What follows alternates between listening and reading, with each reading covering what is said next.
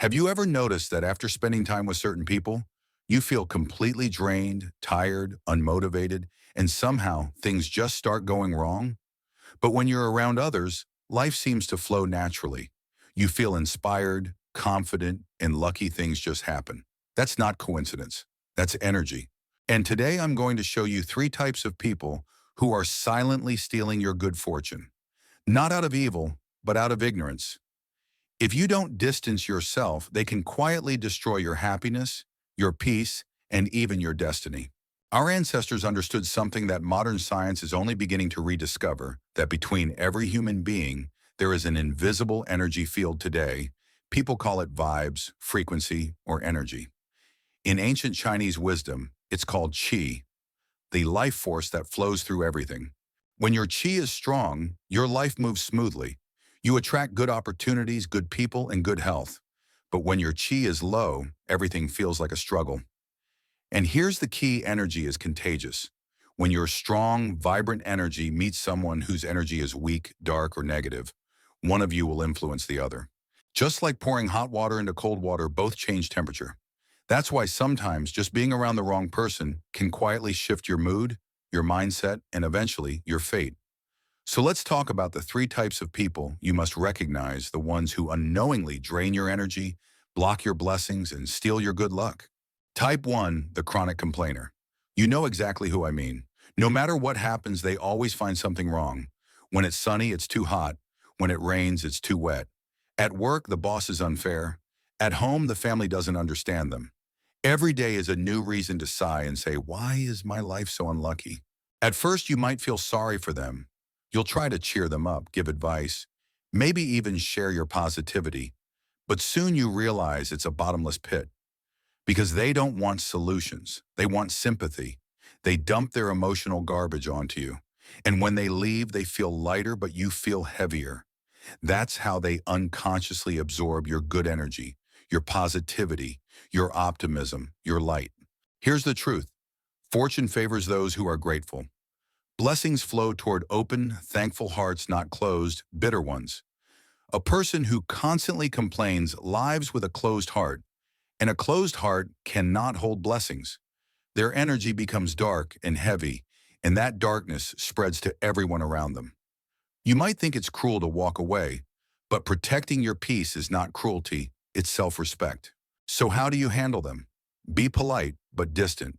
When they complain, don't argue or comfort, just nod, smile, and disengage. If possible, end the conversation quickly. Remember this: your mental energy is precious. Don't let a chronic complainer turn you into their emotional trash can. I want to pause here for a moment and ask you something. Have you ever had someone in your life who drained your energy like this? Maybe a constant complainer, maybe someone who always takes advantage, or someone who can't stop gossiping. Let me know in the comments which one you've experienced. Your experience might be exactly what another viewer needs to hear today. Type 2, the small-minded schemer. The second type is the person who always tries to take advantage of others. They're the ones who love getting small wins. When the bill comes, they suddenly forget their wallet. At work, they grab the freebies first. When you do them a favor, they never return it. They calculate everything. How much did I gain? Did I lose anything? They think they're smart, but in reality, they're shrinking their world. Because fortune doesn't visit people with small hearts. It goes to those with generosity and vision. Think about it. A small cup can only hold a small amount of water. A large bowl can hold much more. Your heart works the same way. If your heart is full of fear, greed, and calculation, there's no space left for blessings. Ancient wisdom teaches that blessings are a response, a return of what you give. You share kindness, the universe gives it back. You share greed, it takes away. People who constantly take from others don't realize they're trading future blessings for tiny, meaningless gains. Maybe they save a few dollars today, but lose someone's trust tomorrow. And trust, that's priceless. Now here's how they affect you. When you stay close to them, your own mindset starts to shrink. You start thinking, am I being used? Should I stop giving? Your heart tightens, your generosity fades. Even worse, others might start associating you with them.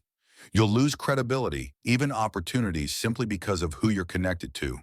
And if they ever cross ethical or legal lines, You'll be dragged down too because small-minded people always run first when things go wrong.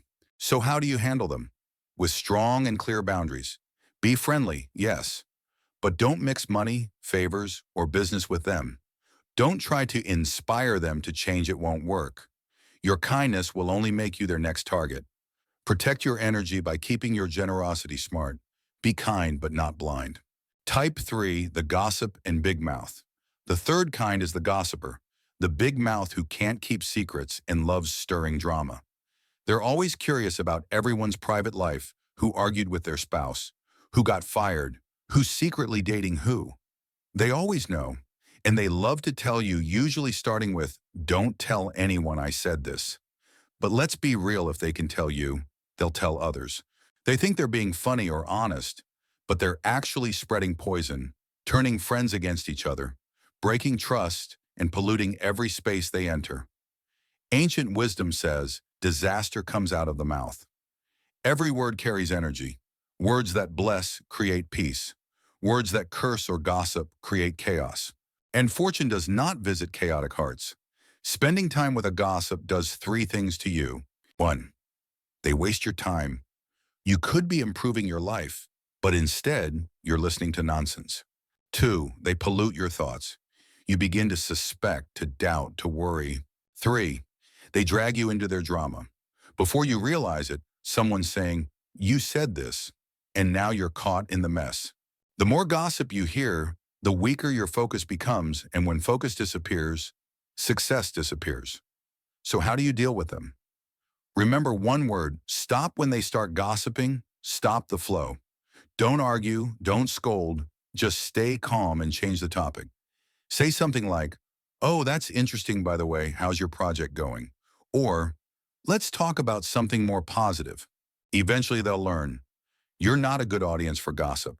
And when that happens, you'll notice something powerful. Your environment becomes peaceful, your mind becomes clear, and your fortune starts to grow again. By the way, I want to hear from you. Have you ever met someone like this in your life? A chronic complainer, a schemer, or a gossip? Type yes in the comments and tell me which type you've encountered. Your story might help someone else who's going through the same thing. So remember these three. The complainer drains your spirit. The schemer leaks your blessings. The gossip poisons your relationships. Avoiding them isn't arrogance, it's awareness. It's protecting your inner world. Everyone has their own lessons to learn, their own karma to face, but your destiny, that's your responsibility. Protect your energy like you protect your home. When you stop letting negativity in, you make space for light to grow. Because like attracts like. When your energy becomes clean, positive people and good luck start finding you. So choose your circle wisely. Remove what drains you, welcome what nourishes you, and watch as your life transforms from the inside out. Remember, your luck isn't something you're born with. It's something you maintain, one choice at a time.